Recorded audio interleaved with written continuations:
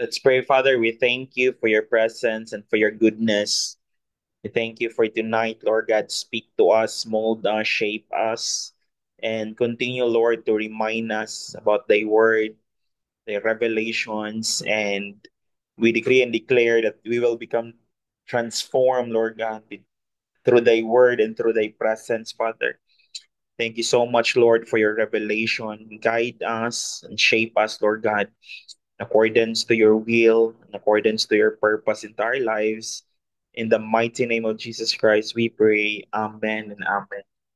Now, last Wednesday, if you could remember, no, agtong Wednesday, um, we talked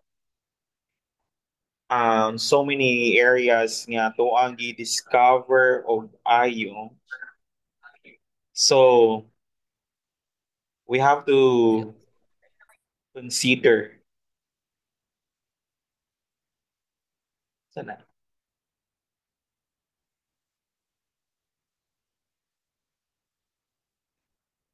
the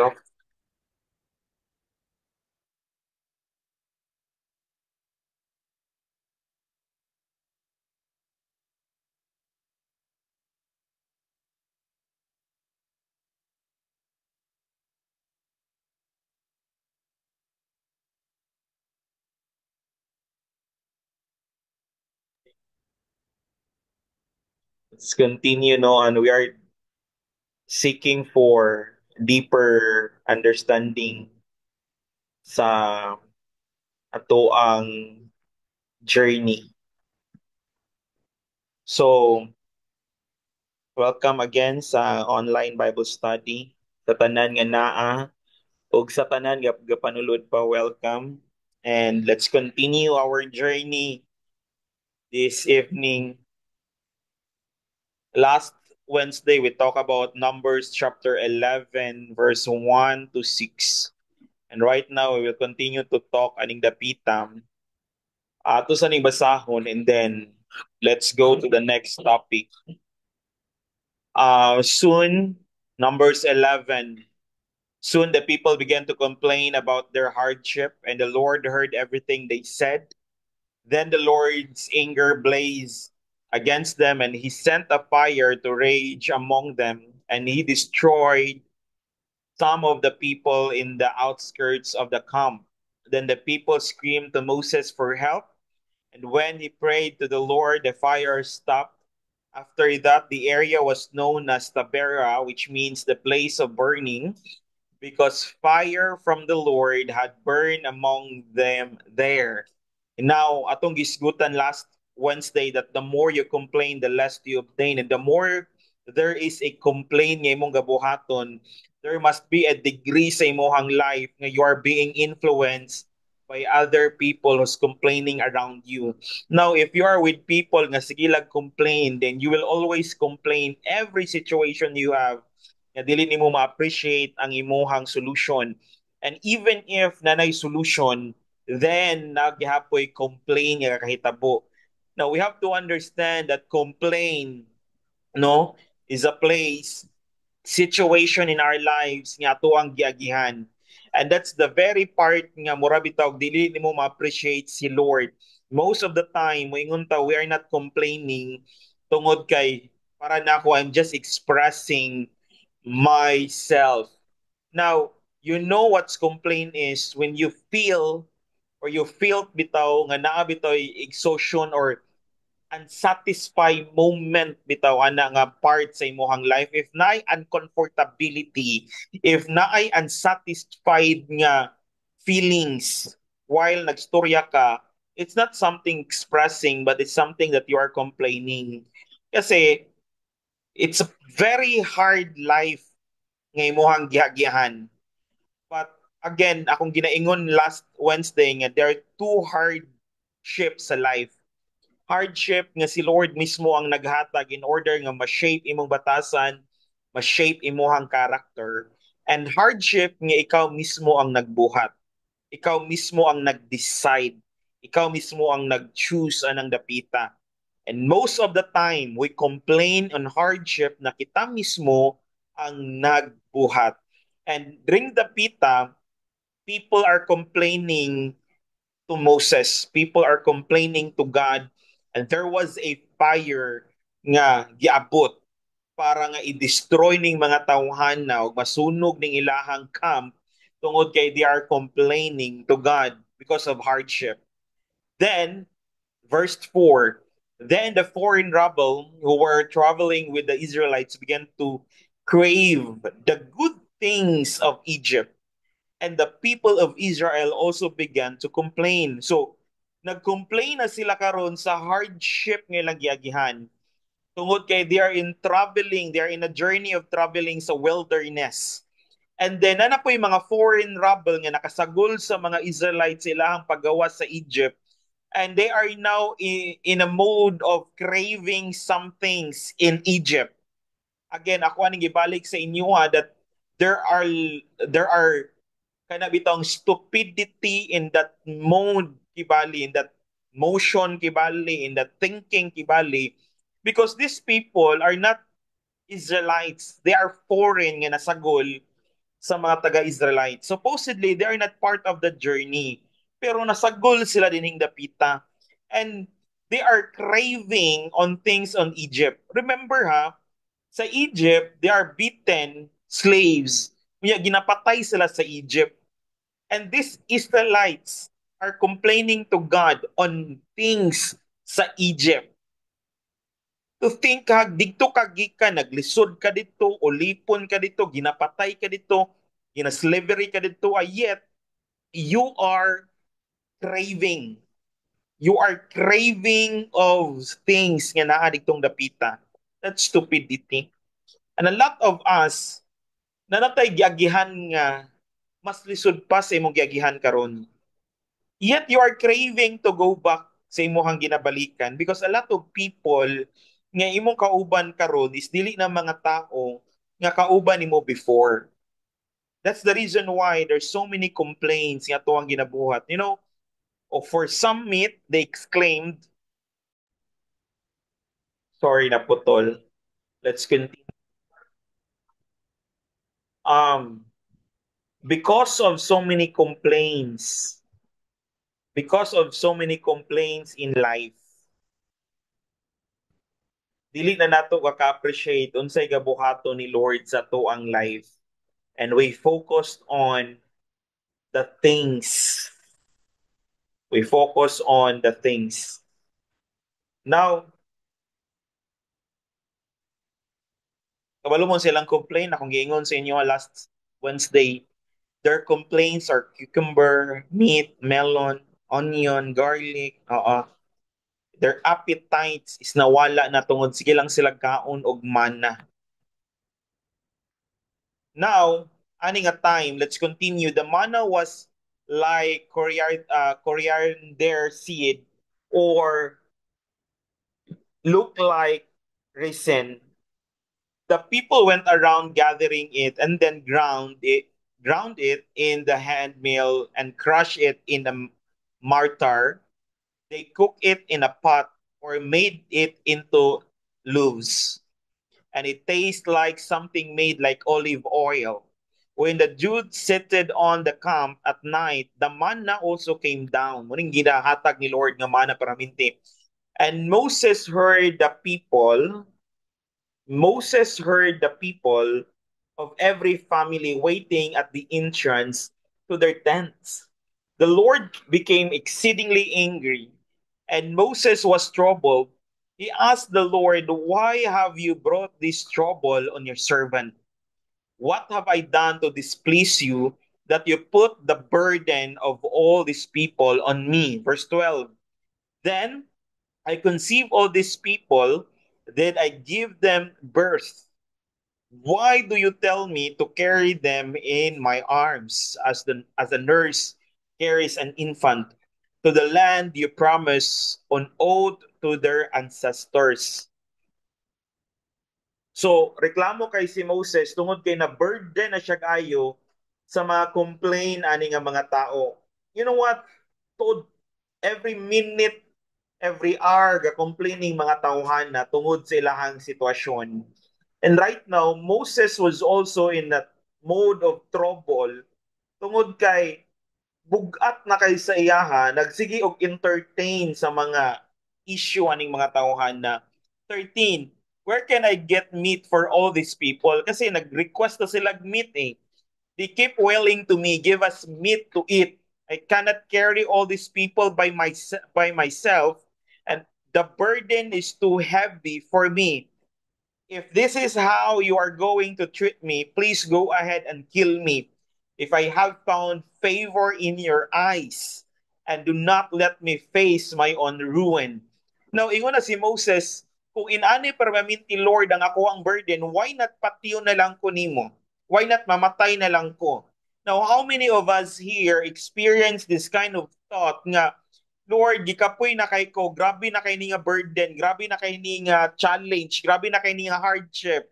Kung mahimo, Lord, patiya na lang ko, we will always abort the purpose of why hardship happened to us. We abort the calling of God in our life just because natay na experience nga hardship, just because natay complain nga ginabuhat permanente sa tumatag sa tag sa kakinabuhi. Again, hardship have two reason nga nung nahitabo siya nimo, ikaw ang rason or si Lord na i-purpose anang dapita. And I believe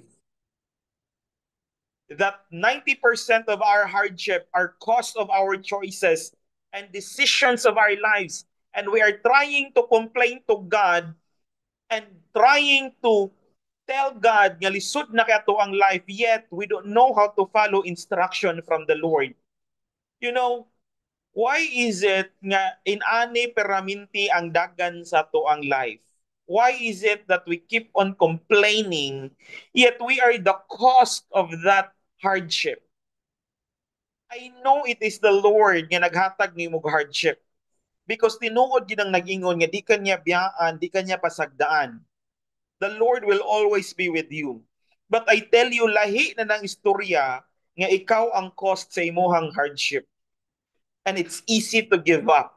It's easy to complain. It's easy to question when wala ka naglakaw sa purpose ni Lord. Moses is giving something to God, a demand sa iyahang heavy o sa iyahang burden niya gibitbit. Kung mahimo, Lord, patya na lang gid ko.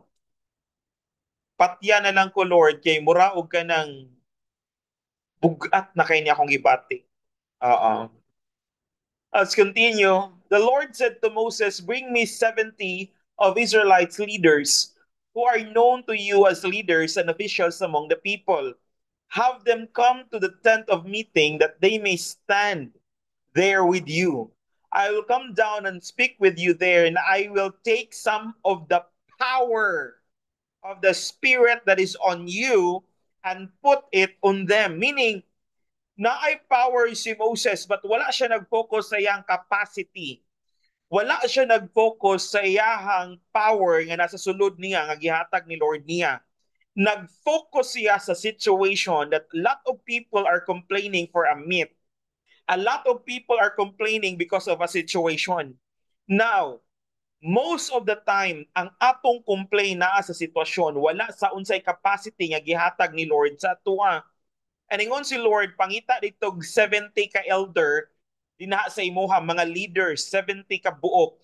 And then, ipaagto sila sa meeting place, kay nga no, mukuha ko og power, power of the Spirit that is on you, and put it on them. Para nga kanang imuhang burden, malayte na siya nga burden. Sige, naniho na to ni. I-share na to na nga burden. He will share the burden of the people with you so that you will not have to carry it alone. Muna siya yung timanan. The more you carry the burden with a purpose, the more you have the power inside of you. And if you allow other people to carry that burden for you, then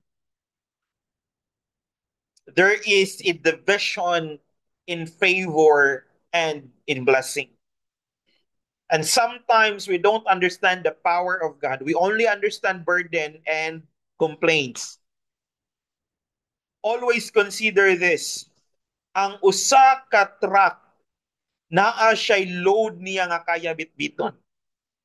Ang usa ka sakyanan or ang usa ka auto naa siya'y load nga kaya niyang bitbiton based on sa iyahang power nga gibutang, gi-built in sa iyaha mismo, sa capacity nga gibutang sa iyaha mismo. Ikaw ug ako, you have the capacity based on how the Lord designed you. But if you abort it through your complaints and through your hardship in life, then you are aborting the promises of God sa imuhang life. Na ay purpose si Lord in a certain degree of burden nga nasa imong life right now. And if na-realize nimo nga ang burden nimo is tungod sa imuhang mga desisyon o tungod sa kagahi sa imuhang ulog, batikolon, then you have to think twice anang dapita. This is the topic this evening. Carry the burden. Ah, praise God. So ni kanang you have to understand nga the Lord already carry the burden in saving you and me. Carry your burden. Carry your burden. The Bible tells us that there is a burden that we have to carry and there is a burden nga dili dapat nato i-carry. Kinahanglan nato masabtan unsa nga burden atong i-carry and unsa nga burden ang dili nato pwede i-carry.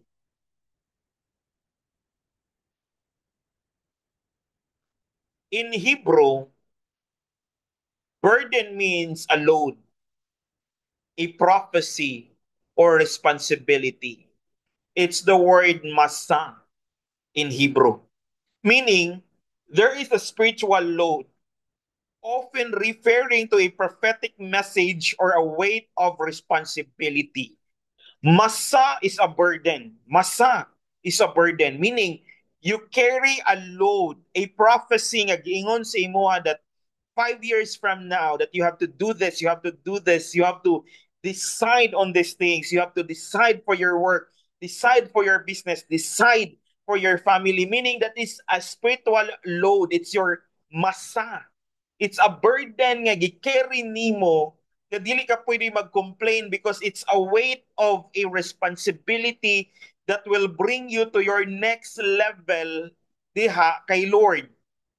But if it is not a masta, meaning it is not a load or a prophecy or a responsibility sa imuha para i-fulfill nimo, meaning that kind of load nga naa sa imo, it's not a spiritual load itself. It refers to the heaviness nga layo kay ka sa purpose ug sa plan ni Lord sa imuhang life.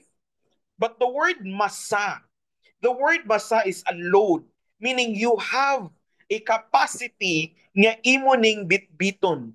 Tungod kay naa kay power sa sulod nimo and gidesign ka ni Lord nga bubit-bit ana nga burden. Pastor, what if ang akong burden kay dili gikan kay Lord tapos gikan sa ako ang mistakes or gikan sa ako ang mindset or gikan sa akong choices, then you have to decide to leave it behind. Meaning, i-let go nimo ang mga burden nga walay purpose sa imong life. And i-receive nimo, i-embrace nimo ang burden, ang load nga naay purpose sa imong life. And the reason why life is so heavy tungod kay ang load nga tuang gikuha walay part sa tuang life. Then ang atuang ingon perminti, sige lang, ako ray mo asenso, sige lang, ako ray mo dato, sige lang, ako ray mo irog gamay, sige lang, inyo pa karon, ako na sad, sunod. Kana gali ang imuhang feeling sa imuhang burden, Ginoo ko, murag, ikaw mo hinungdan na nga burden, kung inana imuhang response. If you are responding to your burden as if you are comparing to other people, then that burden comes from your own decision and choices. Ikaw nagpili ana dili si Lord. So kung naa ka na nga sitwasyon nga inana imong response, dili si Lord ang naghatag ana, ikaw ay nagbuot-buot din ang dapita. It's so easy to identify if your focus sa imuhang burden is uban nga tao. If ang imuhang burden nahimo kang insecure, If ang imuhang burden kay nahimo kang limitado or ang imuhang burden kay nahimo kang nag-doubt sa imuhang self, kung ang imong burden is sige kag compare sa uban, it's not a burden nga gikan kay Lord.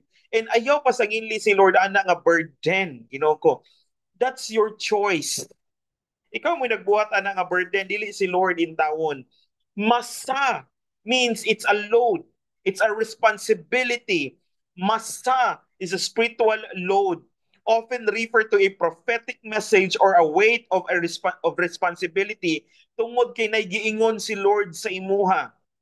You continue to push tungod kay kabalo ka na giingon si Lord nimo.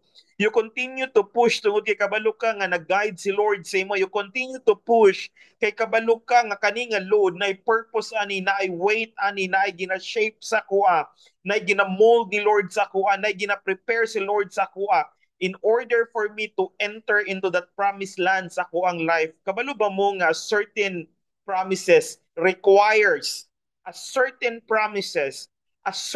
load requires a new version of self, a new version of mindset, a new version of words, a new version of communication, a new version of mindset, a new version of your action itself, a new version of yourself is the requirement. Why nga nung imuha po nang gi-carry na nga burden? Because that burden will bring you to that next level. The reason why nga nung nag-carry kag burden right now. When a promise carries the burden of responsibility, the only way to move forward is to embrace that burden with a light heart and advance to that next level without complaints.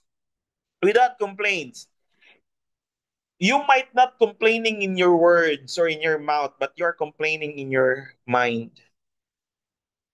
It takes a certain degree of practice to think on the things that the Lord told you and the Lord said about you. It takes another level of practice to tell yourself that everything works together for good. It's another level of practice to tell yourself that it is impossible for me, but it is possible to God. It's another level of practice to tell yourself that the Lord will never leave you nor forsake you. It's another level of practice.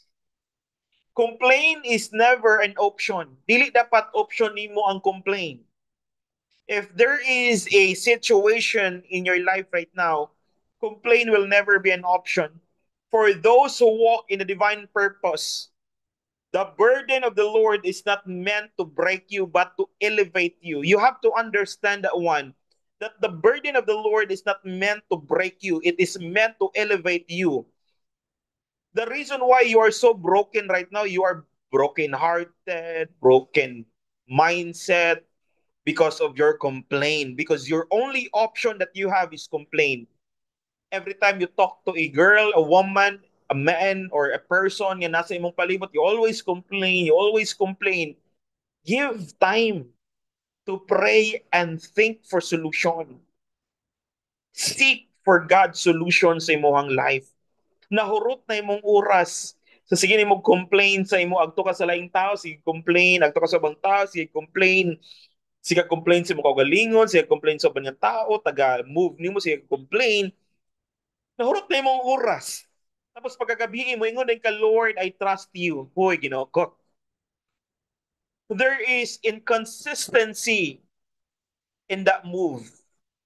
Ang ako ginaingon sa inyo perminti is that be equal with your prayer. Kung nag-pray ka that you trust the Lord, stop complaining. Trust and complain cannot go as one. Trust and complain cannot go as one. So kung nag-complain ka, tapos nag-trust ka, that's a false move. Fake na nga action. Pastor, tao raman ta. Yes. Tinuod, biyagid na. Di man sad ka unggoy, di man sad ka kanding, di man sad ka baka, tao ka. That's the reason why gitagaan kag scripture, gitagaan tag promise, gipakamatyan tang Jesus, na kay Bible nga ginabasa unta, Naunta kay devotional nga ginabasa, na kay libro ginabasa, na kay ginapractice in order to practice the principles of God. Sige kag complain, tao ra maguta dili ta perfect. Nagpractice ba day ka? Wala pod. O din nga nung ga-complain ka nga dili perfect ang tanan. We have a perfect God. And you tell me yet you trust on a perfect God, yet your life is, gago ba? Your life is full of distraction. Your life is full of complaint. Your life is full of burdens nga dili sa Ginoo. Tapos wala ka nagpractice. Tapos wala kay gibuhat. Tapos full of excuses kayo ka. Unsaon ni Lord nga matabangan ka? Nga ang tabang naa naman. Wala lang nato gi-maximize. Wala lang nato tarunga. Because ang atuwa yung option mga igsoon kay complain. The burden of the Lord is not meant to break you, but to elevate you. That burden right now, kabalo ka nga na purpose si Lord ani nga burden. Then close your eyes. You have to use shiv in your life. Use shiv means dwell. Dwell in the secret place of God. Dwell in the presence of God. Dwell in the goodness of God. Dwell in that place kung asa si Lord nga nag-prepare sa imuha o greener pasture. Dwell kung asa si Lord. Yushiv in Hebrew.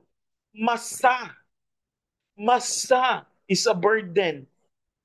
A responsibility nga gikan ni Lord. Kung magmasa ka, dili ni masa nga magbasa kag semento ha, magmasa gali ka, it means nga di ka pwedeng pasagdaan ni Lord because kanang burden nga imong gidala, burden na ni Lord kay naa siya purpose ana sa unahan.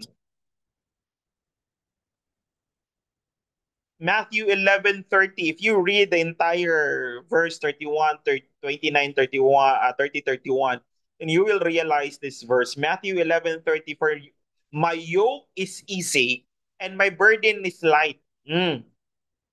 Kana bang burden nga imong gibati ron? Light ba na? Gaan ba na ha? Kanang yoke, easy ba na karon? Dili, pastor. Then, it's not from the Lord. If your yoke and your burden is nakapastress nimo, nakapadepress nimo, nagpaka-anxiety sa imuha, o nagpa-fear sa imo, nagpa-doubt sa imuha, it's not from the Lord. So ayo pag-excuse nga, hala, gitistingan ko ni Lord, mo nang na-feel na ko ang fear, kay gitistingan. Sige, tistingan, ang apart. Sometimes, manggod si Lord, himuon na tog joker. Kita mo'y magbuot, nga na-feel na ko ni, kay si Lord naghatag, ha? Giunsa nimo pag-sure nga si Lord naghatag sa imong burden? Giunsa nimo pag-sure nga si Lord naghatag nimo og fear? Giunsa nimo pag-sure nga si Lord may naghatag sa imo og doubt? Giunsa nimo pag-sure? See? Wala tay basis. Haka-haka rato ang nga si Lord naghatag ani, kitsa may naghatag ani, ikaw di ka kahatag. Your choices and decision is full of ignorance, full of arrogance. You're not living by principle. You're not following what the Word of God say. Wa ka nag-follow sa giingon sa Bible. Wa ka nag-follow sa giingon ni Lord. Wa ka nag-follow sa giingon sa imuha. Tapos maingon ka kani nga burden kay gikan kay Lord. Ginoo ko Lord na nasalaan pang Ginoo ani. Kabalot nga ang burden gikan kay Lord. Ngano man, it's easy. The yoke is easy, the burden is light. Ngano man, kasi ka pwede pasagdaan ni Lord. Pero burden kay ko, Pastor, bugat kaayo. Murag, dili na si Lord, murag ikaw na. Murag ikaw na. Ayaw si Loti imong kaugalingon. The Bible tells us it's easy. The burden is light. Gaan ra kay ni nga burden. Sayon ra kay ni nga kabugaton. You know what's yoke, no? Kabalo man mo sa yoke, kana bitang baka or kabaw nga ginabutang diri sa ilahang liog bitaw. Naginabutang la silahang liog sa baka or sa kabaw. Dayon na sila ginakuha na sila ginadala kibali or gadaro kibali kanang gadaro kibali ba. So, I don't know if kabalo pa mo ana. So, kanang yoke kibali is mao na ginagamit para nga mabitad kibali tong daruhan para makadaro ang kabaw or baka na nga gagamiton sa mga farmer, if dili na siya fit sa liog sa baka or sa kabaw, possibility ana maputol ang liog sa baka or kabaw. Kung tungod kay dili siya fit, maunang usahay pag ang yoke nato is dili fit para nato, halos mamatay ka. Halos lami na kay maghikog, halos lami na kay mamatay because let's continue. Bear with me kay ang signal kay chadda kayo. Ma-amaze ka sa signal. Maka-bless kay. So, muna siya ang yoke na ginabutang sa liog sa baka or kabaw, muna siya yoke kibali. So kung dili na fit sa imuha, guy Ginoo ko, pwede siya makaputol sa ulo. Halos mabuang ang tao because of a yoke and a burden nga dili para sa iyaha. But the Bible tells us, carry, you know what, if you read this whole verse, carry my burden, carry my yoke. For my yoke is easy and my burden is light. Kung naa may gipadala ni Lord sa imuha, dili burden sa imuhang trabahoan. Ay, sorry. Praise God. Dili burden sa imuhang business.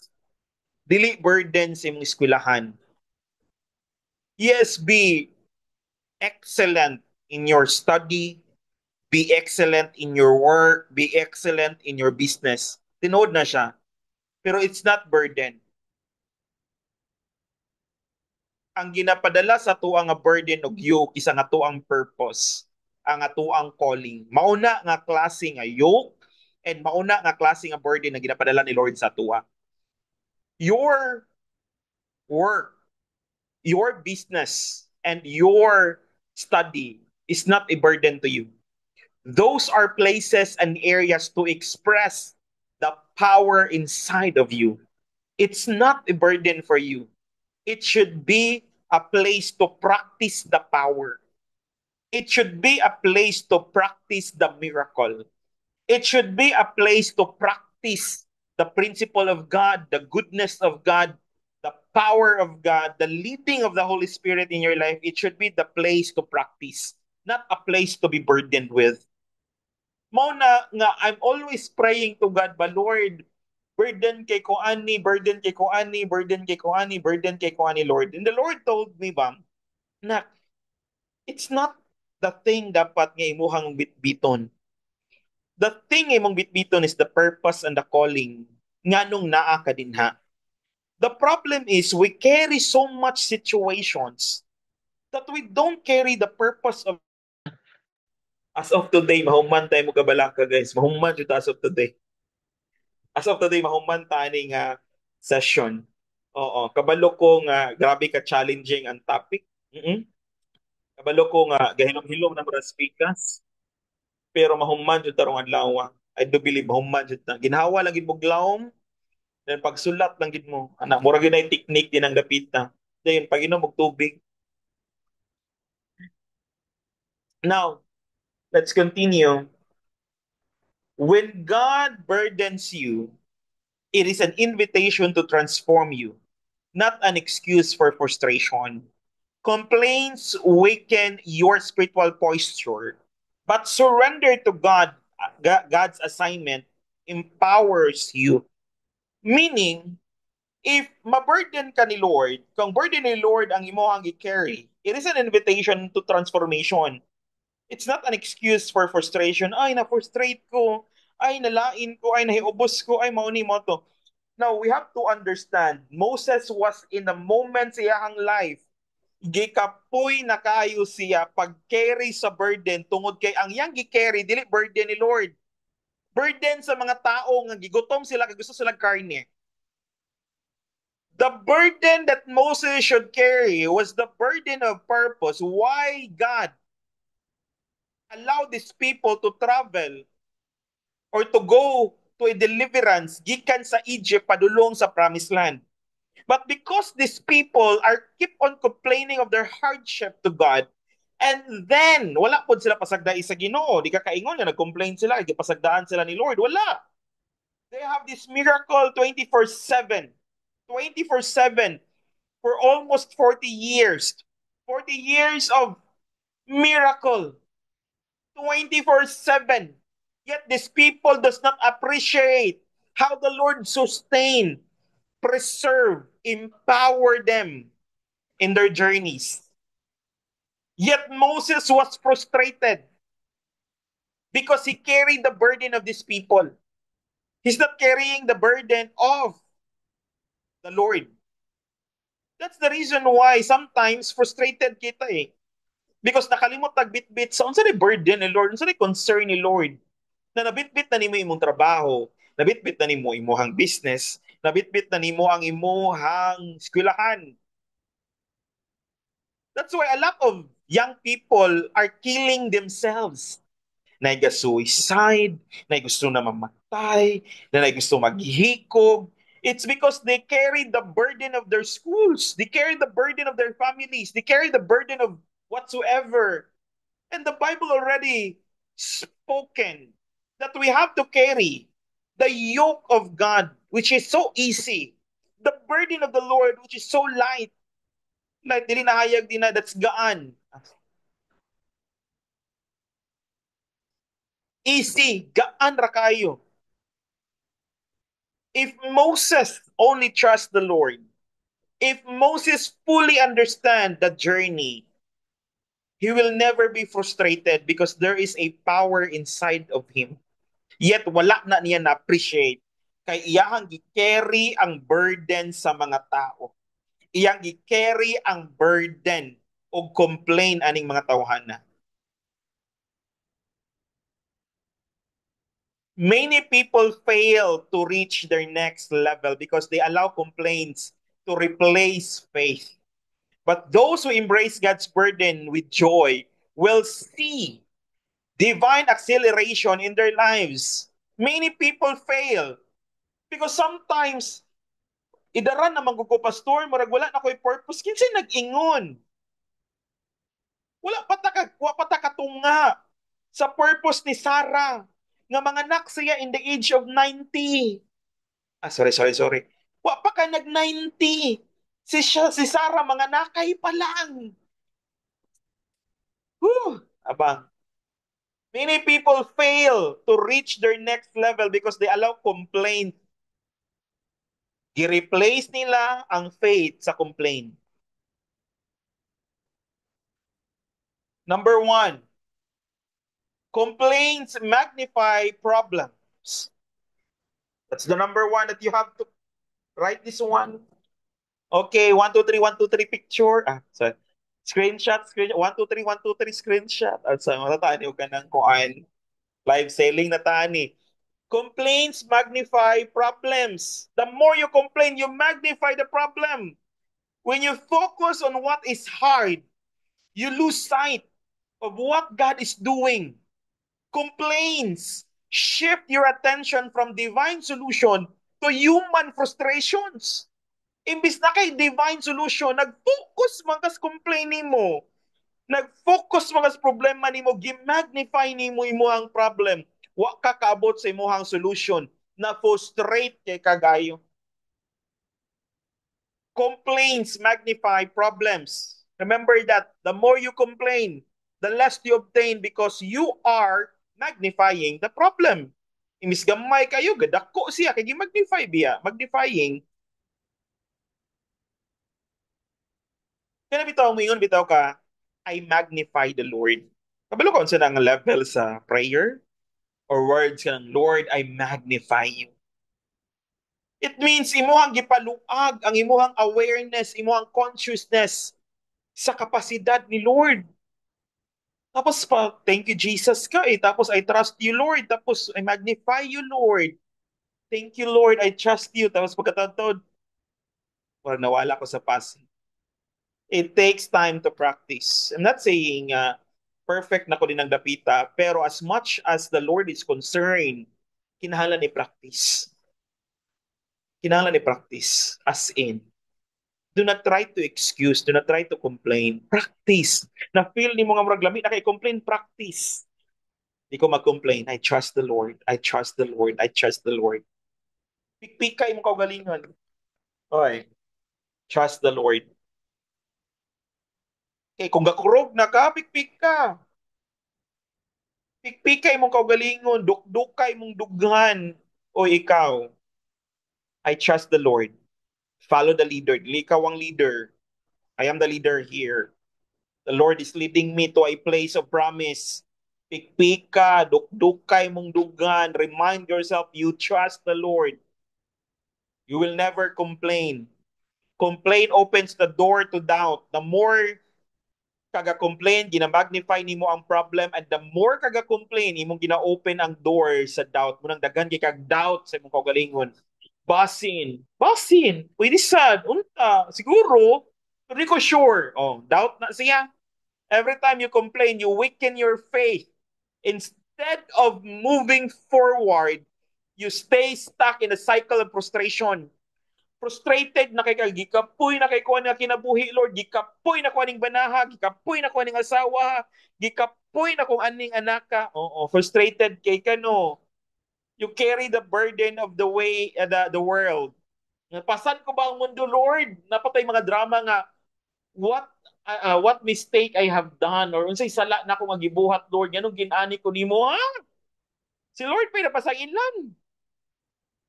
Napatay daghan kay mga kadramahan sa kinabuhi. Lord, why I deserve this kind of kana bitong pain or kanang challenge sa life or hardship sa life, Lord?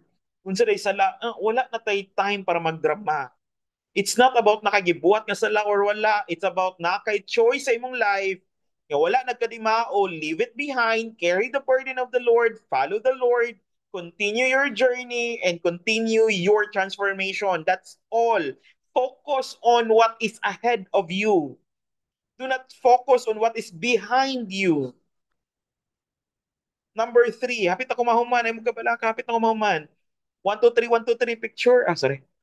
Complaints disqualify you from promotion. So the more you complain, you are disqualifying yourself to any promotion, to any increase sa imong life. If that moment nga sige kag complain, ano siya man ang na-promote, dapat ako kay ako ang deserve ana. Siya na hinuon nga tapulan man kay ito. Ba maguni mo siya complain. Lah, ano sila may ni-asenso? Nga ako may una na maligya din niya na sila may ulahi, ano sila may una na asenso. Complaints disqualify you from any promotion or increase in your life. For 40 years, this Israelite wandered in the wilderness for 40 years because of their murmuring. A complaining heart resists the transformation process indeed for elevation. Imbes nga gi-process sila ni Lord, i-transform sila ni Lord, gi-process sila ni Lord for elevation, sige mag-complain, na disqualify ilang promotion. Ready na ka? Ready na mo? Ready na? Lord, I trust the process. I trust the process man, Pastor. Kay I know nga naman gini process. O tanan ako nimo. Unsa man nga process din ang gi-process ni Moron. Kaya nang gi-process ni Lord sa imong process ron ba? Unsa man na siya nga process? Do not tell me that everything is in the process. My transformation is in the process. My favor is in the process. Gi-process ko ni Lord. Pangutan na asa kagipit gi-process. Sa imong batasan, sa imong complain, sa imong murmuring, sa imong doubt, asa man dapit. Please, identify kung asa ka gi-process ni Lord. Ayaw pag-assume nga gi-process ka. Kasi usahay, sige gingon nga gi-process man ta ni Lord. Lagi gi-process ta ni Lord, pangutanan nako na transform baka sa process. Kay kaning mga kaning mga Israelites, no? Abi nimo gi-process na sila ni Lord, pero wala na sila na transform. Pero nay possibility di ay nga i-process ka pero di ka ma-transform. Akong balikon, there is a possibility that you are being processed yet you are not transformed because ga resist imong heart, because sige kag complain, because dagan kay kag doubt, tungod kay gamor-more ka. So, ayaw pag confident kay na kay process. Ang process is good kung wala ni mo na gi-resist ay nag-transform ka anang dapita. Last, I think mga 4 pages na lang ni, 4 slides, sorry. Shift your perspective. Shift your perspective. See your challenge as divine assignment, not obstacle. Change your perspective. Divine assignment, not obstacle. Seek the language of faith. Instead of saying this is too hard, sud kay Lord. Instead of saying this one, declare, with God, all things are possible. With God, all things are possible. And it's impossible for me, Lord, but it's possible for you. Declare, decree, tell yourself, surrender and trust. Allow God to refine you through the process, knowing that His burden leads to greater glory. So surrender and trust. Surrender means that I have to surrender the past in order to embrace the future into my present. I have to surrender this issue. I have to surrender this burden. I have to surrender this doubt. I have to surrender this sickness. I have to surrender this stress, this depression, this anxiety, this mental disorder, something, this ADHD something, or this mental something in my life. I have to surrender it to God and surrender it in the past and receive the future.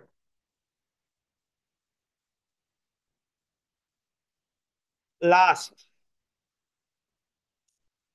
tonight, choose to carry the burden of the Lord with joy. Refuse to complain, instead embrace divine assignment with faith. Watch how God transform your trials into testimonies, your burden into breakthrough, and your struggles into supernatural success. Watch how God transform you, your trials into testimony, your burden into breakthroughs, and your struggles into supernatural success. Watch, just carry the burden of the Lord. Surrender your burden, your chose, things that you choose nga wala nagkalimao. Surrender it to God. And tell God, dili na ko ani Lord, diri na ni staplin. Biyaan na nako ni kay 2020 pa ni nga burden. Or, Lord, 2,000 pa ni nga problema, Lord, gikapoy na ko. Or, 2014 pa ni nga problema, Lord, gikapoy na ko. Surrender na na dito sa past. Then carry the burden of the Lord. Carry the burden of the Lord. This evening, I want to remind everyone nga wa ka biyain ni Lord. Imong gibiyaan imuhang position. And you try to assume nga mao ni gusto ni Lord nga burden sa akong life. Dili oy, I'm always keep on saying to people nga wala naghatag og burden si Lord nimo sa past. Ikaw mo'y naghatag og burden sa imong kagalingon sa past. Wala naghatag og burden si Lord nimo when it comes sa imong issue sa life. Wala. Ikaw mo'y naghatag og burden ana nga imo nang gi-issue sa imong life. Kita nga tao no, we keep on justifying things for the Lord. And I want to tell you, based on the Bible, based on the scripture, the Lord never give us a burden nga dili na to kaya bitbiton. The reason yan no dili na nimo kaya because dili na gikan kay Lord. Pinaana biya kita, pinaingon pa ta. Basta gihatag ni Lord, kaya na to ni. What if dili si Lord naghatag? What if ikaw ray nagbuot-buot og dalaan na? Tapos ang gusto ni Lord, buyin na nak. Ikaw kay ayaw lang Lord kay kinahanglan ko mag-suffer, ha? Anong kung man naman siya nag-suffer para nimo. And the Bible is telling us the burden of the Lord, the yoke of God is easy, and His burden is light. Anong gusto mo kagbugat? Anong gusto mo ng burden na nga? Wala may naghatag ni Lord. Di mo. Gusto lugar ni mo nga ipakuan lugar, ipa-prove sa imong self nga nag-carry kag burden. Tapos guba kay ka, tapos hago kay ka, tapos kapoy kay ka. At the end of the day, i-question mo si Lord kay ikapoy nakagbitbit na nga burden. Ha? Kabalo ka, nakikauban mo ba story ba? Nakikauban nga tao. Tapos, na siya gibitbit. Tapos kato yung gibitbit, nonsense kayo. Nonsense kayang gibitbit. Tapos ingon ka sa iya, uy, ina na bro, ina na, bitbit na kay, di mo na to na magamit. Mingon na yun ka nga, mingon na siya nga, ay, sagdi lang, kaya raman ako. Ako lang, ato lang ng bitbiton. And along the journey, sige siya, bit-bit anang iyahang gibit-bit nga, way pulos. Nireklamo. Ugata di ani, uy, kapuya, uy. Isa lang, nang nagbit-bit man ka na at the first place nga, atong agtuan kaon man. Ah, so, sorry, sorry. Inyo agtuan kay mga ligo mog dagat, pero nagmalita ka. Ang nakabutang dito panglakaw tanan. Ah, praise God. Naunsa ka na bikil. In your life right now, it is a question of is it really the burden of God or not? If not, leave it behind. Let it go. For God's sake, for your sake, let it go. Di man good Lord kay kani man good pass nga burden pass. Ako man hinungdan ani nga burden pass, then let it go. There's no transformation on a burden in the past. The only transformation that we have is when we carry the burden of the Lord. That's the only burden that will transform us. The burden of the Lord. Other burdens will not transform you.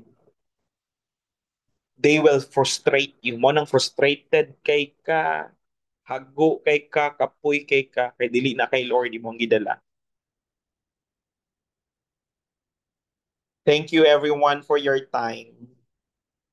Stay connected. Always remember nga naguban si Lord nimo. Love kay ka ni Lord. Pero if you continue that burden, it's not practical. You have to leave it behind and receive the burden of the Lord sa imong life karon and carry the burden of God sa imong life karon. That's the only burden nga mausab ka, matransform ka sa imong life karon. I'm inviting everyone in prayer.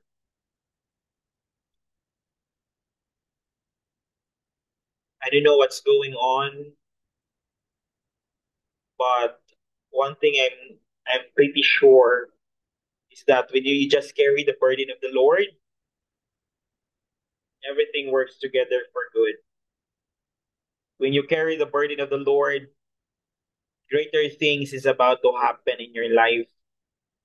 When you carry the burden of the Lord, there is a portion of grace na gusto ni Lord nga madawat nimo. I invite everyone to close their eyes for a moment. Praise God. Thank you everyone for your time.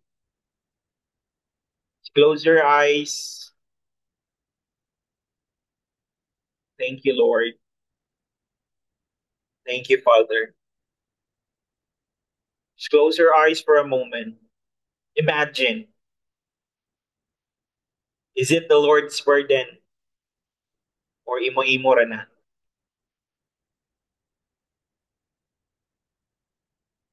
That burden that you have right now, is it the Lord's burden or imo-imo ra na? And if it's not the Lord's burden, you have to leave it behind and carry the burden of God, the purpose of God, the will of God in your life right now. Your work is not a burden, your business is not a burden, your studies are not a burden, your family is not a burden. Do not carry the situation as a burden. Carry the burden of the Lord. Carry the reality of God, the purpose and the will of God in your life. Always remember the Lord is with you. Whatever that is impossible for you to do, it is possible to God. Kayang-kaya kay na ni Lord basta naangka sa iyang purpose. Kayang-kaya kay na ni Lord basta naangka sa iyang presence. Thank you, Father, for your goodness. Thank you, Lord. Father, I'm praying for everyone right now. I'm releasing divine authority to their lives right now. I'm not here to carry their burdens, oh God. I'm just here to carry my purpose that comes from you. I'm just here to carry the burden, the yoke that you have given me. Just reminding everyone, Father, through your word, that you love them so much, that the burden that they are carrying right now is not a burden that's deserved to be carried by their shoulders, oh God, or their minds, Father. Don't deserve, oh God, because this is your sons and daughter. This is your people. And you bring them into this ministry for a purpose. You bring them into this ministry, Lord God, for a journey. Just releasing favor and blessing to everyone. And just releasing the goodness of God and the infinite supply of our Father to your lives right now. I decree and declare that you will find life in this journey. I decree and declare that you will find precious purpose of God in this journey. I decree and declare that you will never give up in this journey, but you will continue to press on and you will continue to endure in this journey where God destined for you. I release divine masa to everyone's life right now. I command your spirit to yeshiv in the presence of the Lord. I command your mind to rakah and your body to rada, so that you will continue to move with the abundance of our Father who art in heaven. Thank you, Lord, for these families. Thank you, Lord, for this student, these young people, this person is listening right now, Father. I activate his and her faith into her next level, into his next level, oh God. Thank you so much, Father, for your presence right now. I know that this message so hard to accept,